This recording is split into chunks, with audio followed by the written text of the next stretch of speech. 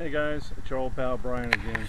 Second flight of the day. It's the HK500GT. It just a tad larger than the 450. Just a lovely little bird. Oh, it's no Gowie, but really, what is? Besides a Gowie.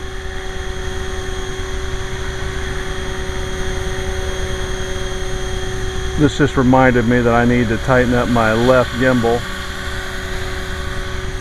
and I meant to do it last night. It slides too easy, my throttle.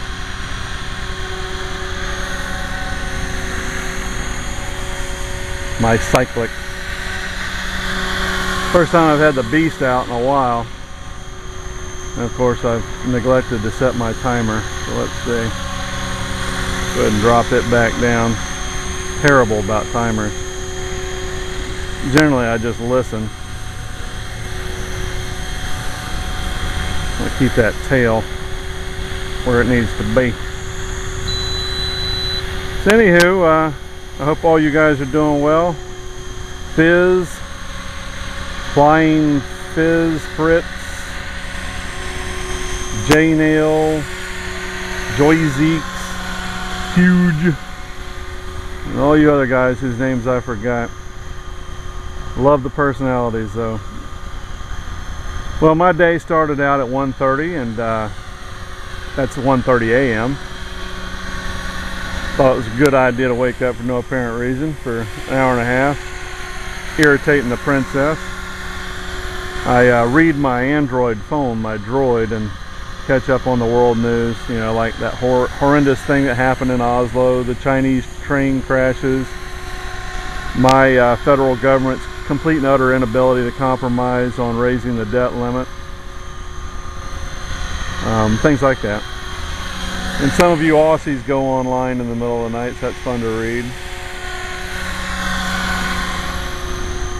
Just some fish tanking while I get my sea legs back around me. I got to fix my throttle tension. I'll do that this morning right after I fly. So anyway, I was up for a couple hours, then up at 5:15 this morning and exercising with my wife and neighbor, and then just the manly business of house cleaning and bug bombing my travel trailer here in Florida. I don't know about you other climates, but here in Florida we have there's some crazy big bugs, most of which won't hurt you, but they're annoying. Travel trailer is bug free, but to keep it that way you got to set off a few bug bombs. Then of course pool maintenance, and here in Florida we have things called hurricanes, and I have a real nice generator used for power outages, and basically it sits. So I pull it out of the garage, going to run it today, and got to run one of my 2 outboard motors. My son hadn't been running his boat, so it needs to get ran. What a beast. This thing is unbelievably powerful compared to the 450. Unbelievable. And that's a pretty tame battery that's in it. I think it's 3000 20 to 30C. Hazard to guess what happens if you put a real battery in it. What else? I'm gonna fly for a couple hours this morning and run my videos up so you can see the little slice of life that is your old pal Brian here in Florida. And then I'm gonna mow my yard, and my pontoon boat that was given to me for free had a couple of cracks in the top of the tubes, the top of the pontoons, and that presents a problem because you'd have to pull the deck off, which is not going to happen, to repair those cracks with welding. So I looked and looked and looked on the interweb, and I found a pretty neat epoxy called Gluvit, G-L-U-V-I-T. It's a marine epoxy. Expensive. It's $54 shipped a quart. And the cool thing about it, now this is a the Turnigy MEMS gyro, about 70 bucks with a programmable box. It's a nice gyro. It's also a MEMS gyro. It may be the only one that Rob hasn't tested. But anywho, the marine epoxy, I used a horse syringe and some large diameter fuel tubing and pumped it into my, they're probably hairline fractures. How I found them was I took my air compressor and attempted to pressurize the tubes, sprayed a little dish soap and water, and that showed me where my leaks were. We took it out about 3 weeks ago, and it was good for the first couple of days sitting in the water, and then after a while it got so much water in the tubes it caused the, with 6 passengers, it caused the front end of the thing to dive down into the water, freaking everybody out on board. So I'm going to try to lake test the thing today. I've had it curing for about 3 or 4 days, and it'll probably do the job.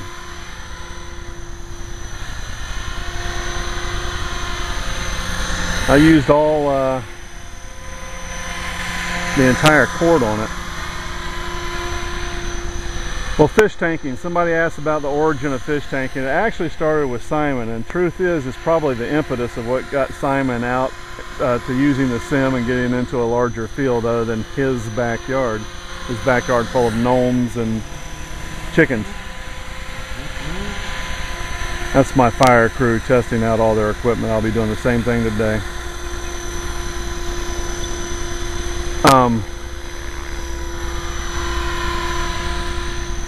Rob had just met us on the forum, and he commented on Simon's flying technique and said it was much like watching fish in a fish tank. It was very relaxing.